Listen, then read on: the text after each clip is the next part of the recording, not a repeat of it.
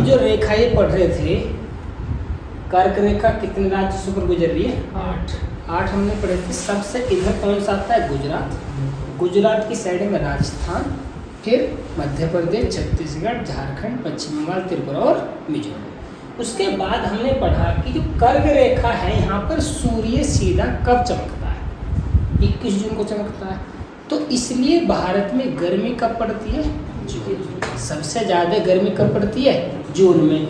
और जब जून में पड़ते तो सूर्य कर्क रेखा पर 21 जून को, तो जब सूर्य जिस रेखा पर होगा, जब सूर्य जिस रेखा पर होगा वहाँ का सबसे बड़ा दिन तभी होगा। अब सूर्य कर्क रेखा पर कब है? 21 जून को। और 21 जून जो कर्क रेखा है ये किससे होकर गुजर रही है? हमारे भारत से। तो भारत का सबसे बड़ा दिन कब? 21 जून। मनाते कब है? 25 दिसंबर को। फिर 25 दिसंबर को किसका बड़ा दिन होता है? वो होता है भैया अंग्रेजों का, 22 दिसंबर। कौन सा? 22 दिसंबर। अब अंग्रेज हैं बड़े तेज, अपने एक उनका त्योहार आता है 22 तारीख को, एक आता है 25 तारीख को, तो दोनों को एक साथ ही मना देते हैं, पूरी दुनिया से मनवा देते हैं। हम भी मनाते हैं, बड़ा दिन के रूप में मनाते हैं कि आज बड़ा दिन है, जबकि भारत का तो वास्तव में बड़ा दिन कब? 21 जून को। अब जून से 2 महीने गायब कर दो। जून के बाद जुलाई, अगस्त, 23 सितंबर। 23 सितंबर को सूर्य यहाँ से चलकर कहाँ जाता है? भूमध्य रेखा। फिर 2 महीने गायब कर दो सितंबर के बाद, अक्टूबर, नवंबर। तो 22 दिसंबर को सूर्य कहाँ जाता है? मकर रेखा। तो जब सूर्य 22 दिसंबर को मकर रेखा पे है तो यहाँ पर जो लोग रह रहे हैं तो उनका बड़ा दिन 22 दिसंबर को होता है। जबकि मना लेते हैं हम भी कि आज बड़ा दिन है, जबकि बड़ा दिन तो हमारा कब? 21 जून। और 21 जून को हम मनाते किस में है? योग दिवस। दिसंबर के बाद फिर 2 महीने गायब कर दो, जनवरी, फरवरी, 21 मार्च। तो यानी सूर्य भूमध्य रेखा पर 2 दिन बिल्कुल सीधे चमकता है। कौन कौन सा? 23 सितंबर, 21 मार्च। यानी 21 मार्च और 23 सितंबर। सूर्य कर्क रेखा पर कब होता है? 21 जून। मकर रेखा पर कब होता है? 22 दिसंबर। क्लियर हुआ? यानी जो 181 अक्षांश थे उनमें से कुछ मुख्य अक्षांश होते हैं। उन मुख्य अक्षांशों में आर्कटिक रेखा, कर्क रेखा, विषुवत रेखा या भूमध्य रेखा, मकर रेखा और अंटार्कटिक रेखा। अभी मैंने एक नाम हो लिया विषुवत रेखा, यानी इस भूमध्य रेखा का दूसरा नाम क्या है? विषुवत रेखा। 2 नाम हो गए इसका, भूमध्य रेखा और विषुवत रेखा। जो सूर्य है वो कर्क रेखा से मकर रेखा पे, मकर रेखा से कर्क रेखा पर ही जाता है, इसके सिवा कहीं नहीं घूमता। तो सबसे ज्यादा गर्मी कहाँ पड़ेगी? जहाँ सूर्य सबसे ज्यादा होगा। अब देखो सूर्य जब दिसंबर से इधर को चला तब भी इस रेखा पर होकर गया, जब जून से इधर को चला तब भी विषुवत रेखा पर होकर गया। तो बेचारे ये वाले लोग तो गर्मी में ही सर्दी का पता ही नहीं है, क्योंकि सूर्य छोड़ नहीं रहा, इधर से आता तो इधर से रहता, इधर से आता तो इधर से रहता। हम तो थोड़े से बच जाते क्योंकि हमारे पास कब आता है? जून में, और सर्दियाँ दिसंबर में। अब लोग समझ में आ गया? यानी भारत जो है, जो भारत की सिचुएशन है वहाँ से सूर्य दिसंबर में दूर होता है, और इसलिए भारत में सर्दियाँ दिसंबर और जनवरी में पड़ती हैं। अब लोग समझ में आ गया? तो यहाँ क्या पड़ेगी? गर्मी। जब हमारे यहाँ सर्दी तो यहाँ गर्मी, यहाँ गर्मी तो यहाँ सर्दी। लेकिन जो बीच वाले लोग हैं जो भूमध्य रेखा पर रहते हैं वहाँ सर्दी पड़ती नहीं है, वहाँ सर्दी पड़ती नहीं है, वहाँ तो गर्मी ही पड़ती है। गर्मी में आपने देखा होगा वहाँ के लोग गर्मी की वजह से काले पाए जाते हैं। खिलाड़ियों में तुमने देखो, वेस्ट इंडीज वगैरह देखे ना, वो किस लिए काले होते हैं? क्योंकि सर्दी तो आई नहीं रही, हम तो सर्दी मालूम हो जाते धूप से बच के। क्लियर? ठीक है। अब पहला क्वेश्चन बनेगा हमारा उत्तरी गोलार्ध का सबसे बड़ा दिन, तो हमें पता होना चाहिए। उत्तरी गोलार्ध हमने शुरू में पढ़ा था, पृथ्वी को 2 बराबर भागों में बांटा गया, ऊपर वाले को उत्तरी गोलार्ध, नीचे वाले को दक्षिणी गोलार्ध। तो उत्तरी गोलार्ध का सबसे बड़ा दिन कब? 21 जून। दक्षिणी गोलार्ध का सबसे बड़ा दिन कब? 22 दिसंबर। क्लियर? और विषुवत रेखा का सबसे बड़ा दिन कब? यानी भूमध्य रेखा पर 2 दिन, 21 मार्च, 23 सितंबर। ठीक। अब अगर बड़े दिन की बात करके रात करें कि सबसे छोटी रात हमारे यहाँ कब होती है? 22 दिसंबर। 22 दिसंबर।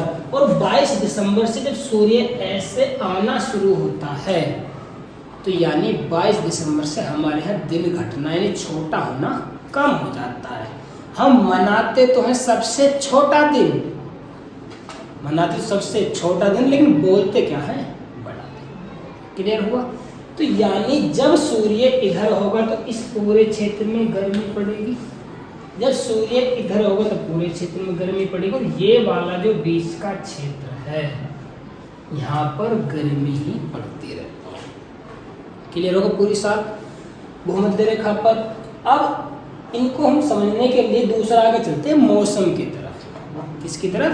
मौसम की तरफ। मौसम कैसे बदलते हैं? जब सूर्य इधर गया तो सर्दी आ गई, इधर गया तो गर्मी आ गई। लेकिन जब गर्मियों में सूर्य आता है तो पानी जो है, हमने पहले पढ़ा था पृथ्वी पर पानी कितना है? 71% पढ़ा था ना पहले।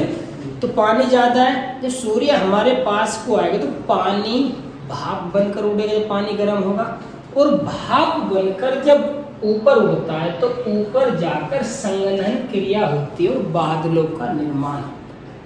किससे?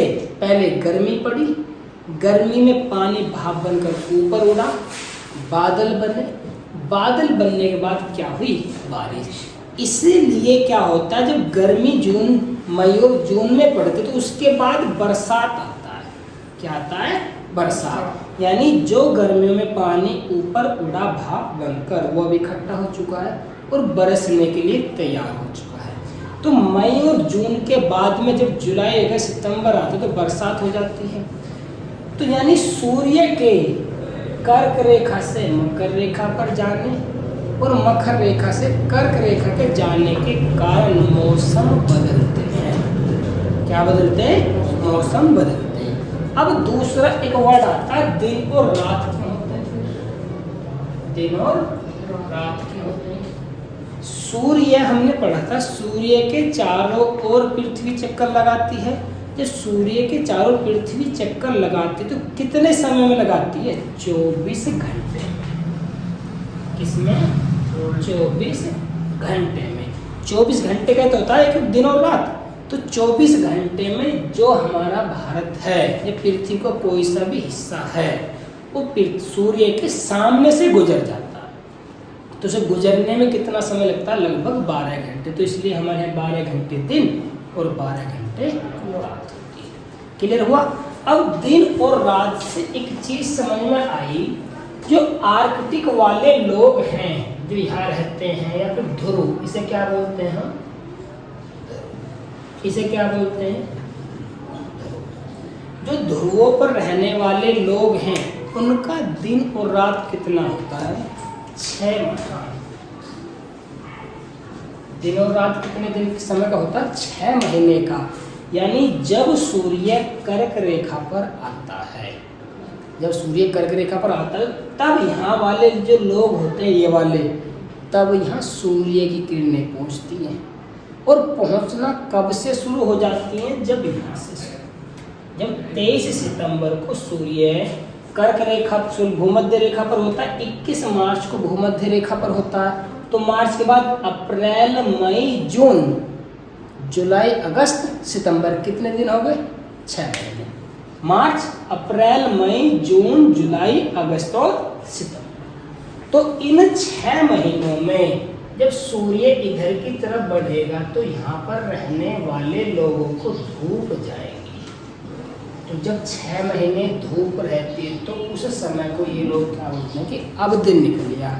जब सूर्य सितंबर के बाद इधर को चलेगा तो यहाँ क्या हो जाएगी, रात।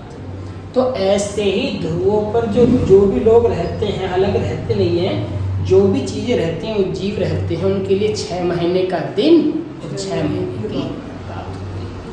अब दूसरा हम इसे रिकॉल करेंगे कि हमने क्या किया, पृथ्वी को समझने के लिए पृथ्वी पर कुछ रेखाएं मान ली गई जो कि वास्तव में नहीं है। क्या नाम दिया उनको? 2 नाम दिए, अक्षांश और देशांतर। इनमें अक्षांश को मान लिया हमने, पृथ्वी पर जो ऐसे लेटी हुई रेखाएं ने नाम दिया अक्षांश, जो खड़ी हुई रेखाएं उन्हें नाम दिया देशांतर। देशांतर नाम दिया तो अक्षांश टोटल हमने पृथ्वी को 2 बराबर भागों में बांटा भू मध्य रेखा के द्वारा।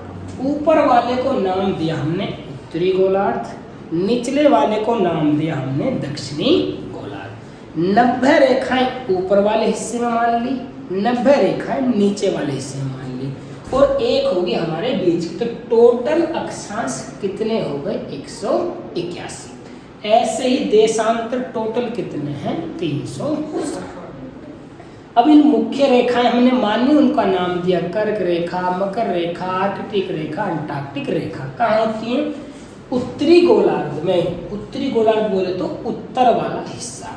उत्तरी गोलार्ध में 23.5 डिग्री नॉर्थ पर कौन सी रेखा होती है? कर्क रेखा।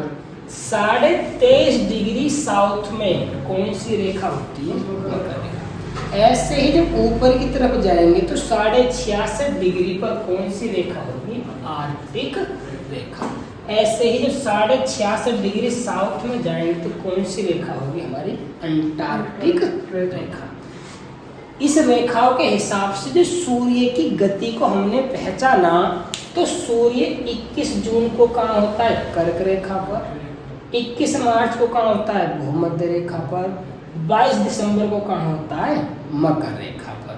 उसके बाद जब वापस जाता है तो 23 सितंबर को कहाँ होता है? भूमध्य रेखा पर। जब जब सूर्य इन रेखाओं पर सीधा चमकेगा, जब जब सूर्य इन रेखाओं पर सीधा चमकेगा तो वहाँ का सबसे बड़ा दिन होगा।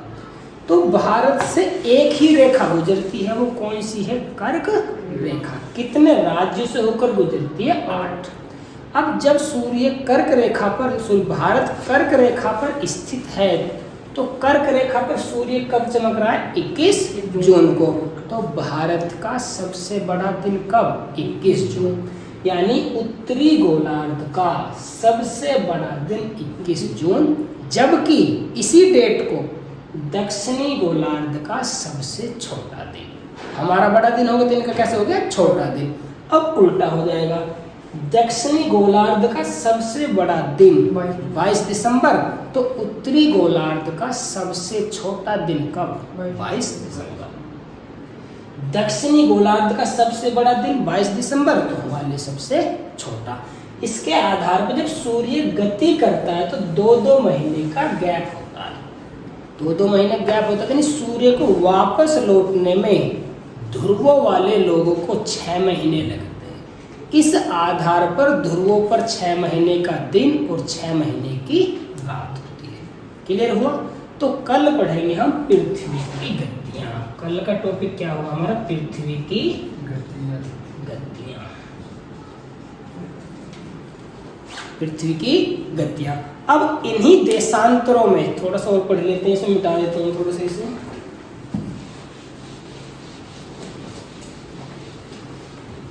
अब जैसे हमने अभी पढ़े अक्षांश, देशांतर कितने? 360। इनमें भी मुख्य देशांतर होते हैं। जैसे हमने अक्षांश पढ़े तो अक्षांश में कुछ मुख्य अक्षांश पढ़े, ऐसे ही देशांतर में एक 180 डिग्री पर मुख्य देशांतर होता है, जिसे बोलते हैं प्रधान देशांतर या फिर मुख्य देशांतर। अब मुख्य देशांतर क्या करता है? इसी रेखा से, यह रेखा पर, यानी इस रेखा पर लंदन स्थित है। क्या स्थित है? लंदन। और पूरी दुनिया का समय कहाँ से निर्धारित है? लंदन से। भाई पूरी दुनिया पर राज किसका चलता था? अंग्रेजों का। तो अंग्रेजों ने पूरी दुनिया का समय भी अपने यहाँ से स्थित किया, निर्धारित किया। तो लंदन जब इस रेखा पर स्थित है तो लंदन से जीरो रेखा और 180 डिग्री देशांतर दोनों गुजरते हैं। अगर हम देखा जाए तो 180 रेखा गुजरती है, तो इस रेखा से जो पूर्व की ओर उनका समय आगे, इस रेखा से जो पश्चिम की ओर उनका समय पीछे चलता है। क्लियर हुआ? इस रेखा से जो प्रधान देशांतर रेखा है, उस रेखा पर जो देश स्थित है वहां से बिल्कुल समय स्टार्ट हुआ। जो इससे इधर बसे में उनका समय आगे चलेगा। जो इस रेखा से पीछे छिपे हुए पीछे स्थित हैं उनका समय पीछे चलेगा। अब कितना समय आगे चलेगा, कितना पीछे चलेगा, तो ये 360 देशांतर को 24 घंटों में बांट दिया। टोटल देशांतर कितने? 360, 24 घंटे में बांट दिया। इस हिसाब से एक देशांतर कितना? एक देशांतर 4 मिनट का अंतर आ जाता है। यानी अगर हम इस देशांतर पर स्थित हैं और हमें इस वाले पर यहाँ से ऐसे जाना है तो हमारी घड़ी में 4 मिनट आगे पहुँच जाएंगे समय में। अगर 2 देशांतर पहुँच गए तो कितना समय आगे हो जाएगा? 8 मिनट। 3 पर पहुँच गए तो 4, 8, 12। क्लियर? 4 मिनट इस तरीके से। और अगर जस्ट ऐसे ही अगर हम इधर को चले तो एक देशांतर पार करा, घड़ी 4 मिनट पीछे। 2 देशांतर पार करे तो घड़ी 8 मिनट पीछे। अब भारत कहाँ है? यहाँ भारत है पूर्व में। कहाँ है भारत? पूर्व में। कितना आगे है इस रेखा से? 82.5 डिग्री। कितना? 82.5 डिग्री। अब 82.5 डिग्री को अगर हम मिनट से कैलकुलेट करें तो जो समय आता है भारत का 5 घंटा 30 मिनट। तो इस हिसाब से भारत का समय लंदन से कितना आगे है? 5 घंटा 30 मिनट। क्यों आगे? क्योंकि भारत का जो समय लिया गया वो प्रयागराज से लिया गया। प्रयागराज में एक जगह है नैनी। क्या है? नैनी। और वो जगह लंदन से 82.5 डिग्री पूर्व में बैठती है। तो 82.5 डिग्री को हम 4 मिनट से कैलकुलेट करेंगे तो घंटा समय आ जाता है 5.5 घंटे। तो भारत का समय लंदन से कितना आगे चलता है? 5.5 घंटे। कि अगर लंदन में बजे 12 तो हमारे यहाँ कितने बज जाएंगे? 5.5। क्लियर? लंदन में कितना बजा? 1 तो हमारे यहाँ 6:30। ऐसे ही जो पीछे हैं इधर की तरफ तो उनका समय पीछे।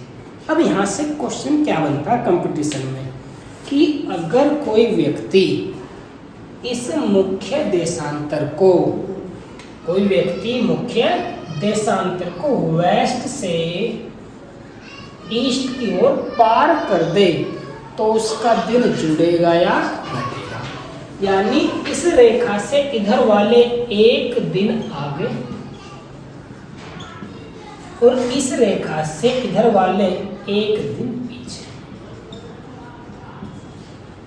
यानी दिन भी डिसाइड कर दी। इस रेखा से जो इधर होंगे उनका एक दिन आगे, जो इस रेखा से इधर होंगे एक दिन पीछे। तो अगर कोई व्यक्ति पश्चिम से पूर्व की ओर इस रेखा को पार कर दे तो एक दिन बढ़ेगा या घटेगा? एक दिन आगे है तो बढ़ जाएगा। इधर जाएंगे तो एक दिन पीछे चला जाएगा, एक दिन पीछे चला जाएगा। अगर हम देखें जिंदगी के हिसाब से इधर हो गया 31 जनवरी। दूसरा मार्क कर लिया नहीं। अब इस रेखा को देखते हैं हम जिंदगी के हिसाब से, है ना, कि दिन घटेगा या बढ़ेगा।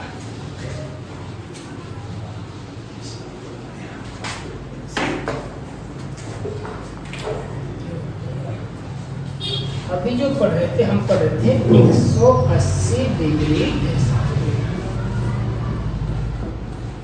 180 डिग्री देशांतर को इधर ईस्ट इधर वेस्ट, इधर होगी तारीख 31 जनवरी और इधर क्या होगी, इधर मान लेते 31 दिसंबर, इधर 1 जनवरी।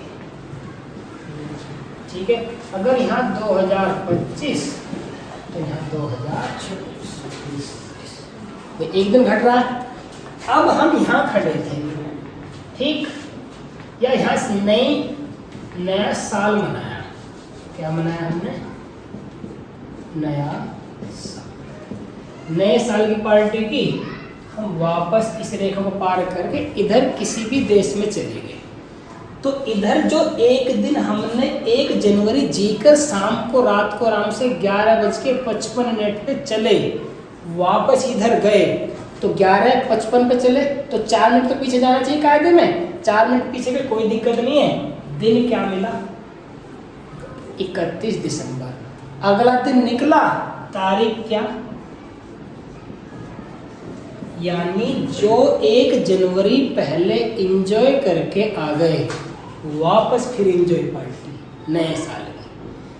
तो क्वेश्चन क्या बना यहाँ से कि अगर कोई व्यक्ति ईस्ट से वेस्ट को 180 डिग्री देशांतर या मुख्य देशांतर या प्रधान, दोबारा समझो कि अगर कोई व्यक्ति पूरब से पश्चिम की ओर 180 डिग्री देशांतर को पार करता है तो उसकी जिंदगी का एक दिन जुड़ जाएगा, क्योंकि पहले यहाँ जी लिया फिर दोबारा जी लिया एक दिन, तो एक दिन जुड़ गया। सेम उल्टा, अब कोई व्यक्ति अगर इधर से यानी वेस्ट से ईस्ट की तरफ जाता है तो उसका एक दिन घट जाता है, एक दिन घट जाता है। घट क्या जाता, चला था 31 दिसंबर को शाम को बिल्कुल रात को 11 बजे के बाद 12 बजे के आसपास, अगले दिन यहाँ आया, बस 5 मिनट सोया था, दिन निकला, तारीख कितनी, एक तो मिली नहीं, खत्म हो गई 12 बजे के बाद, तारीख कितनी, 2 जनवरी, यानी एक दिन बिना जिए गायब। क्लियर, तो क्वेश्चन इसमें यहीं से बनता, बाकी और भी चांस हैं।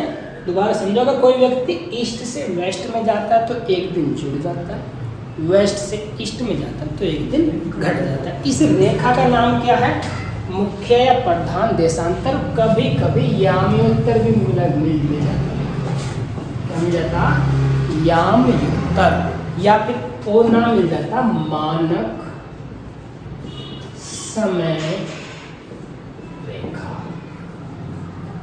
यानी इस रेखा ने क्या निर्धारित किया, समय, तो इसका नाम क्या है, मानक याम्योत्तर रेखा या मानक समय रेखा। ठीक है, तो हमें दोबारा प्रति देशांतर और अक्षांश के बारे में जाना। अक्षांश कितने, 181, देशांतर कितने, 360। मौसम कैसे बदलते हैं हमारे यहाँ, कब बड़ा दिन होता है, कब छोटा दिन होता है, कब गर्मी पड़ती है, कब बरसात पड़ेगी, सारी चीजें इन रेखाओं से हमने समझने का प्रयास किया। क्लियर, अभी जो हमने इसमें पढ़ा था एक जगह भूमध्य रेखा, भूमध्य रेखा, क्या इस पर स्थित लोगों को सर्दी देखने को मिली, नहीं मिली, सर्दी देखने को नहीं मिली। क्या पड़ती रहती है, गर्मी। जब गर्मी रोज पड़ेगी तो यहाँ बारिश भी रोज पड़ती है, बारिश भी रोज पड़ती है। और बारिश का एक टाइम फिक्स हो गया कि सुबह को सूरज निकला, गर्मी पड़ी, और शाम तक बादल बने, बरस गए, तो उससे नाम देगा 2 से 4 बजे वाली बारिश। 2 से 4 बजे वाली बारिश। जब सबसे ज्यादा बारिश भी रोज पड़ रही है तो सबसे ज्यादा बारिश पड़ेगी, तो हमारे यहाँ जब बरसात आता है, बारिश पड़ती है, तो वन इकट्ठे हो जाते, पेड़ पौधे दुनिया भर के कबाड़ हो जाता ना, वन ज्यादा हो जाता है। तो इसलिए जब यहाँ बारिश रोज पड़ रही है तो भूमध्य रेखा के आसपास सबसे ज्यादा वन पाए जाते हैं, सबसे ज्यादा क्या पाए जाते हैं, कहाँ पर, भूमध्य रेखा के आसपास। और भूमध्य रेखा के आसपास जगह आप सुनेंगे, हम आगे पढ़ेंगे, ब्राजील से महाद्वीप पढ़ेंगे, तो महाद्वीप में एक जगह का नाम आएगा, एक देश का नाम ब्राजील है ना। तो उसमें अफ्रीका में बहुत सारी जगह पढ़ेंगे जहाँ पर वन बहुत पाए जाते हैं। क्लियर हो गया? तो इसी आधार पर कल हम क्या पढ़ेंगे, टॉपिक होगा हमारा कल पृथ्वी की गतियाँ। अब पृथ्वी गतियाँ क्या है? क्या पृथ्वी चलती है? यानी जिस जमीन पर हम रहते हैं वो चलती है। यानी हमने सुना था कि बड़े बूढ़ों ने हमारे सोना जोड़ा धरती में दाब दिया, फिर हमने खोदा, वहाँ मिला ही नहीं। कहानी सुनते ना बड़े बूढ़े की, उसको वहाँ सोना मिल गया, दबा हो दाबा था, फिर वहाँ खोदा मिला ही नहीं, आगे बढ़ गया। वो वास्तव में बढ़ गया है। यानी जिस पृथ्वी पर हम रहते हैं पृथ्वी चलती है, पृथ्वी चलती है। प्लेट टेक्टोनिक सिद्धांत, इसे क्या बोलते हैं? प्लेट टेक्टोनिक सिद्धांत, जो कि कल चलने वाला है हमारा। क्लियर?